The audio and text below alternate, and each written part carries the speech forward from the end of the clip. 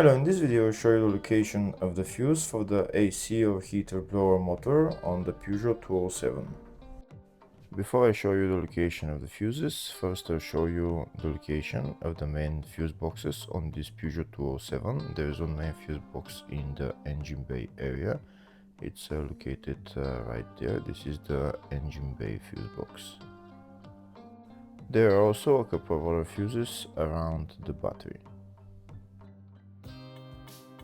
The other main fuse box is the fascia fuse box. It's located right there behind this plastic panel, just underneath the steering wheel. To take out the plastic panel, you put your finger in there and you just pull it out.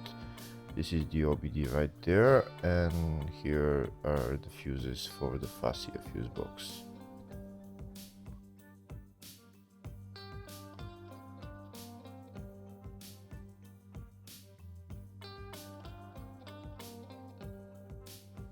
If the video is useful, please subscribe to the channel to see more videos like this. In the description of the video, I have links to tools that I recommend for doing jobs like this.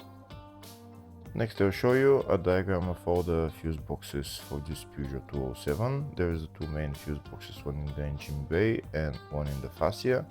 And then there is two other engine bay fuse boxes, they are little ones around the battery. There's also the fascia 2 fuse box right there. It's a small fuse box with a couple of fuses just near the fascia 1 fuse box. Next I'll show you the location of the fuse for the AC or heater blower motor on this Peugeot 207. Fuse is located in the engine bay 1 fuse box and the fuse there is F11. Hopefully the video was helpful. Please like and comment on the video and subscribe to the channel. Thank you.